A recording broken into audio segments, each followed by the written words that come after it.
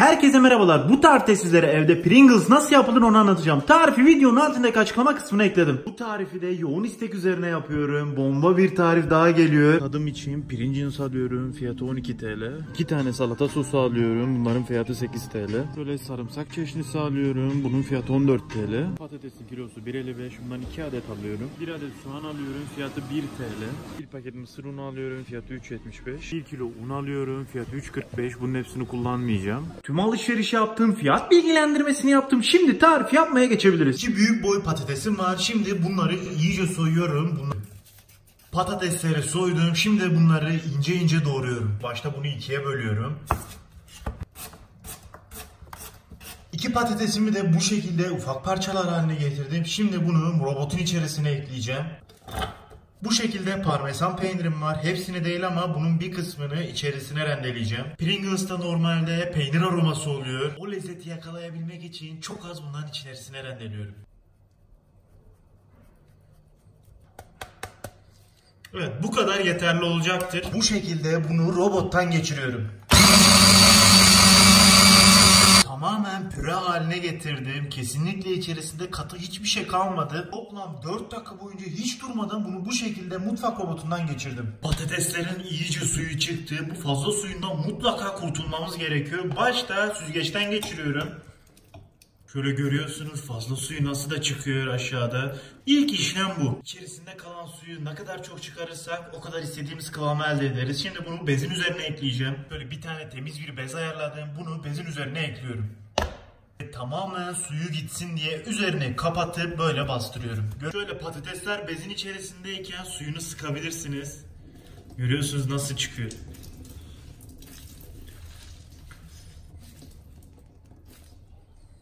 İşte olay budur. Şimdi bezimi açabilirim. Evet görüyorsunuz.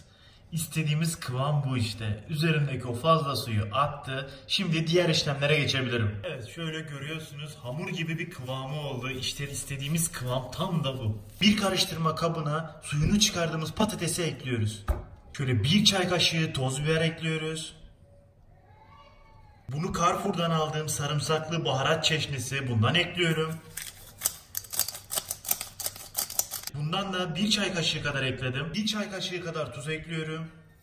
1 adet küçük boy soğanım var. Şimdi bunu küçük parçalar haline getiriyorum.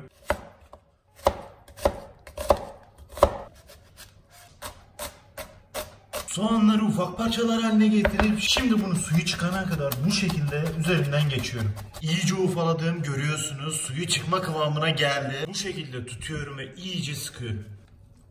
1 tatlı kaşığı soğanın suyunu bunun üzerine ekliyorum.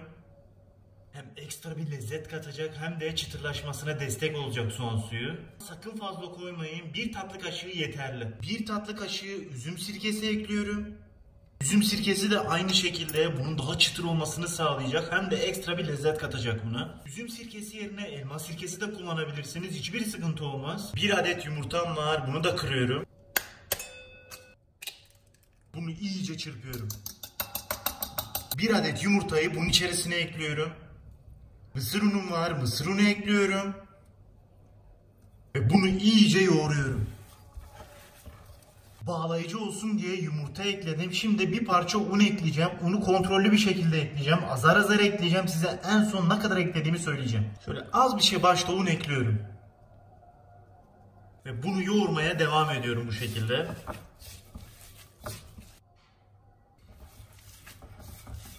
Tam tamına 1 su bardağı un ekledim. Kıvamını görüyorsunuz. Tam istediğim kıvama geldi. Şimdi tam açmalık oldu bu. Bunu karıştırma kabına ekliyorum. Üzerine streç filmle kapatacağım ve yarım saat dinlendireceğim. Pringles'ın dış yüzeyine yapışacak olan baharatları ayarlıyorum şimdi. Şöyle sirkeli ve sarımsaklı salata sosu var. Şöyle açayım görün kıvamını.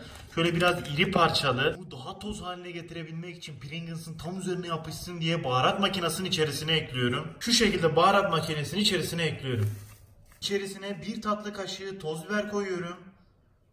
Bu sayede acılı olacak, çok güzel olacak. İsterseniz daha az acı da koyabilirsiniz. Bu şekilde sarımsaklı baharatlı çeşnisi aldım. Bundan da 1 çay kaşığı ekleyeceğim. 1 çay kaşığı tuz ekliyorum. Bu şekilde yarım çay kaşığı şeker ekliyorum. Bunun kapağını kapatıyorum. Ve bunu toz haline gelene kadar çekiyorum.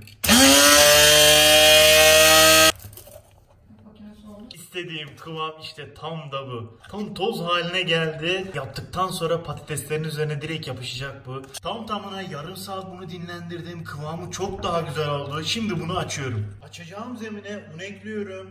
Un sayesinde zemine yapışmayacak. Bu şekilde başta elimle şekil veriyorum. Şimdi merdane ile ip ince bir hale getireceğim. Ne kadar ince olursa o kadar Pringles'a benzer. Şekli hiç önemli değil. Ne kadar ince açarsanız o kadar iyi olur. Zemine ve merdaneye yapışmaması için altını ve üstünü iyice unlamanız gerekecek. Boldan boldan un ekleyin. Ben elimden geldiğince ip ince açtım ve yırtılmasın diye sürekli altına ve üstüne un ekledim. Şimdi gelelim bunlara şekil vermeye. Şu şekilde bir su bardağına alacağız. Bunları bu şekilde bastırıyoruz.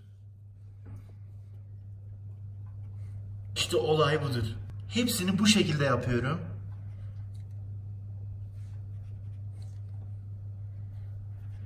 Hepsine bu şekilde şekil verdim. Bitti mi bitmedi. Bunun üzerinden bir kere daha geçeceğim. Gösteriyorum şimdi. Şekil bu şekilde tam yuvarlak. Bunun biraz elips şeklini almasını istiyorum ve bu şekilde üzerinden geçiyorum. Ve olay işte tam da budur. Bunun bu şekilde fazla ununu alıyorum. Bunu yağlı kağıda koyduğum tepsiye ekliyorum. Hepsini bu şekilde yapacağım. Şöyle tekrar göstereyim. Bu şekilde zaten bir kere üzerinden geçtiğimiz gibi hem daha ince olacak hem de böyle tam Pringles şeklini almış oluyor. Fazla ununu da bu şekilde alıyorum. Bunu da tepsiye ekliyorum. Bu şekilde tepsiye hepsini dizdim. Şimdi bunu fırına vereceğim. Başta içerisindeki fazla suyu atacağız. Daha sonra bunu kızartacağız. Fırını önceden açtım. 180 dereceye getirdim. 180 derecelik fırında tam tamına 5 dakika bunu pişirdim. Şimdi dışarı çıkarıyorum.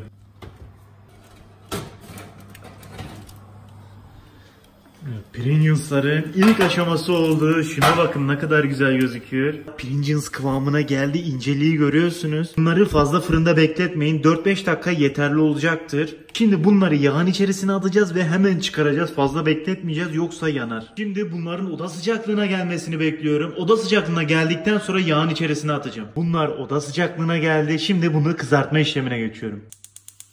Ocağın altını yakıyorum. Tencereyi ocağa ekliyorum. İçerisine yağını ekliyorum. Yağı iyice kızdırıyorum. En az bir 7-8 dakika bunu bu şekilde kızdırmanız gerekecek. Bunları kızgın yağın içerisine ekliyorum. Bunların böyle üst üste gelmemesi gerekir. Bu şekilde açıyorum. Bunları 1 dakika bu şekilde yağın içinde tuttum ve bunları şimdi çıkarıyorum. Ve bunu bu şekilde kaba ekleyeceğim. Ya şuna bakar mısınız ya, mis gibi oldu, çıtır çıtır, incecik. Tam istediğim kıvam işte bu ya, şuna bakın. Şimdi bunu hiç bekletmeden üzerine baharatını ekleyeceğim. Çekmiştim bunu, hatırlıyorsunuz. Bundan bir parça alıyorum ve üzerine bu şekilde gezdiriyorum. Ve bunu bu şekilde elimle başta karıştırıyorum.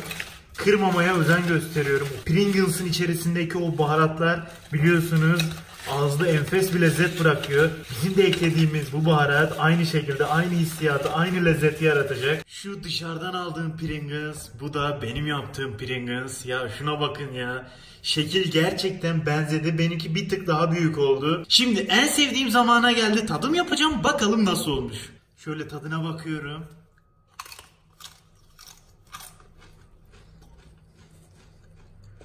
Ya size şöyle söyleyeyim, dışarıda yediğiniz Pringles'lardan hiçbir farkı yok. Fena bir lezzet yakaladık. Ya inanılmaz bir şey. Bunu daha önce yapan yok. Bu bir ilk bence. Gerçekten biz bu işi başarmışız. Muhteşem oldu. Dört dörtlük. Hiçbir laf yok. Şöyle göstereyim. Şu çıtırlığa bakar mısınız ya? Ya muazzam olmuş resmen. Lezzet tartışmasız 10 numara. Çıtırlık oldu, lezzet oldu. Ya muhteşem bir şey ya. Düşünsenize kendi evinizde Pringles'ınızı yapıyorsunuz. Gerçekten muhteşem. Dışarıdan aldığım Pringles'ın da tadına bakıyorum şimdi. Bu da çok iyi. Muhteşem. Dört dörtlük. Ama bizim yaptığımız da efsane oldu. Siz buna istediğiniz çeşniyi koyabilirsiniz. Tamamen sizin zevkinize kalmış. Ben daha çok böyle sirkeli, sarımsaklı, ekşi, tatlı hepsi bir arada ağzımda patlıyor. Öyle bir lezzet yarattım. Ama dediğim gibi siz istediğiniz gibi ayarlayabilirsiniz çeşnisini. İsterseniz daha acılı yaparsınız, isterseniz daha tatlı yaparsınız. Bu tamamen sizin zevkinize kalmış. Herkese afiyet olsun. Videomuzu beğenip kanalımıza abone olmayı unutmayın. Bir sonraki videoda görüşmek üzere arkadaşlar. Hoşçakalın.